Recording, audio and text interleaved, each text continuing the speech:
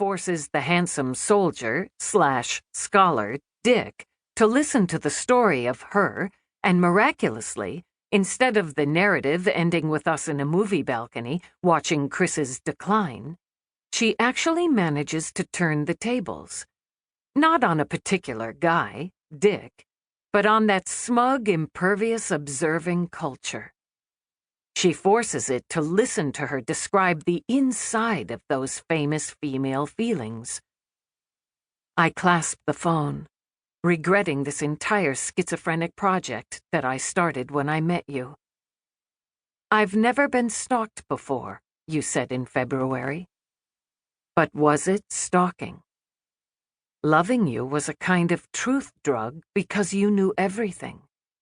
You made me think it might be possible to reconstruct my life, because after all, you'd walked away from yours. If I could love you consciously, take an experience that was so completely female and subject it to an abstract analytical system, then perhaps I had a chance of understanding something and could go on living. That last note, "and go on living," is why I Love Dick is one of the most exhilarating books of the last century, and one of the first books of this one. Her living is the subject, not the Dick of the title. And while unreeling her story, she deftly performs as art critic, historian, diarist, screenwriter of an adult relationship, performance artist. Even her much-vaunted, failed filmmaking career bequeaths her one mighty tool. Chris really knows, like Bruce Chatwin knew, how to edit. Which is the best performance of all.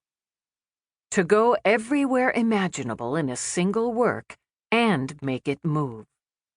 All at the service of writing an entirely ghastly, cunty exegesis.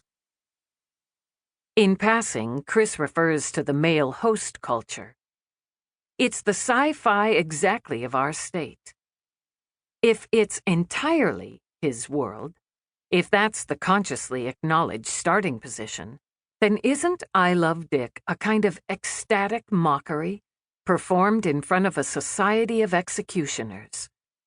Isn't it intolerably and utterly brave, like Simone Weil's self-immolation, but so much cooler, like a long, deep laugh from behind a wild and ugly mask?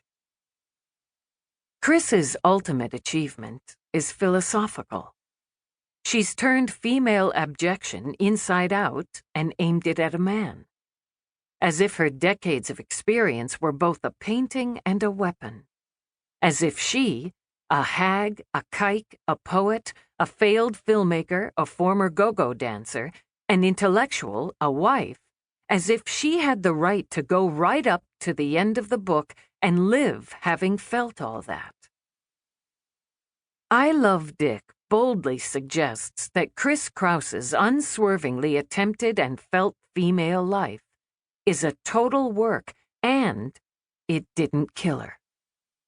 Thus, when I Love Dick came into existence, a new kind of female life did, too.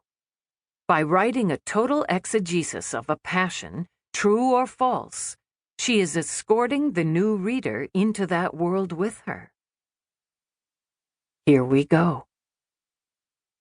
Eileen Miles, New York, San Diego, 2006. Part 1. Scenes from a Marriage. Scenes from a Marriage. December 3, 1994. Chris Kraus, a 39-year-old experimental filmmaker, and Sylvain L'Étranger, a 56-year-old college professor from New York, have dinner with Dick, a friendly acquaintance of Sylvain's, at a sushi bar in Pasadena. Dick is an English cultural critic who's recently relocated from Melbourne to Los Angeles. Chris and Sylvain have spent Sylvain's sabbatical at a cabin in Crestline, a small town in the San Bernardino Mountains